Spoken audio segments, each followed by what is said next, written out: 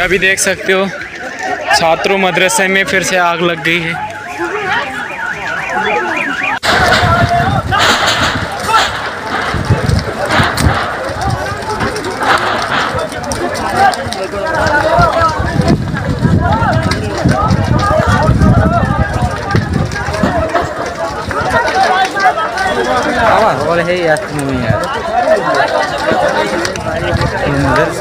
क्या कम नहीं आ रही है?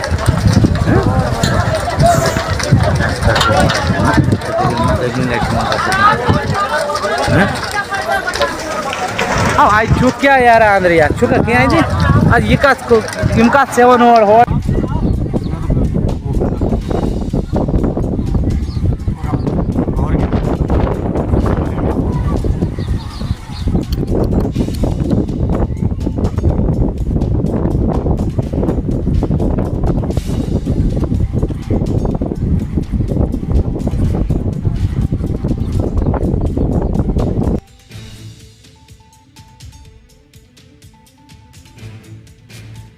ये बड़ा अफसोसनाक वाक़ा है हमारे लिए, हम सब के लिए, कि अभी हमारा दरसगाह जो जल गया था वो तैयार भी नहीं हुआ।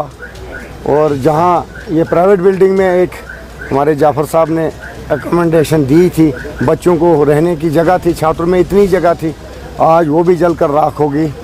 तो इसको हम अपनी बदकिस्मती समझते हैं।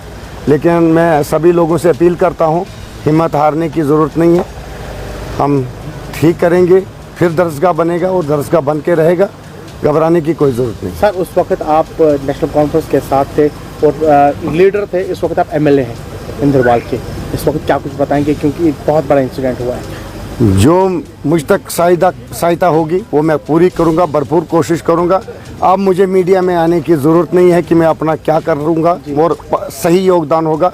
और ये मेरी प्रॉपर्टी थी और हमारी प्राइवेट प्रॉपर्टी भी थी, तो खैर ऊपर वाला देने वाला है, सब कुछ ठीक होगा और दरसगाह हम जल्द से जल्द तैयार करेंगे। बदकिस्मती ये है कि आने वाला जो 3-4 महीने का सीज़न है इसमें हम कंस्ट्रक्शन का काम नहीं कर पाएंगे। तो अब मेरी अपने डीसी साहब से एक रिक्वेस्ट है, सीईओ साहब से है, कि हमारा गर्ल्स हॉस्टल यहाँ खाली पड़ा है जिसके 10-15 रूम्स हैं, तो हमें सहायता चाहिए। हमारे पास 200-250 बच्चे हैं, वो इस वक्त नीले आसमान के नीचे हैं, तो हमें जगह दीजिए, हम बच्चों को वहाँ अकोमोडेट करें। और उसके बाद जब तक हमारा दरसगाह तैयार होगा, और मैं हमें अगर ये देंगे, जब गवर्नमेंट को चाहिए हम खाली करके देंगे, लेकिन हमें इस वक्त गवर्नमेंट की मदद की ज़रूरत है। हमारे पास कोई जगह नहीं है और छात्रों में कि जहाँ हम 200-250 बच्चे अपने अकोमोडेट करें और इनको फैसिलिटेट करें। बहुत बहुत शुक्रिया। अगर आप हमारे चैनल पर नए हैं तो हमारे चैनल द उर्दू टाइम को सब्सक्राइब करना ना भूलें और मज़ीद ऐसी ताज़ा तरीन खबरों को देखने के लिए बेल आइकन को ऑल पर सेट कर लें ताकि आने वाली तमाम तर खबरों की नोटिफिकेशन आप तक पहुंचती रहे।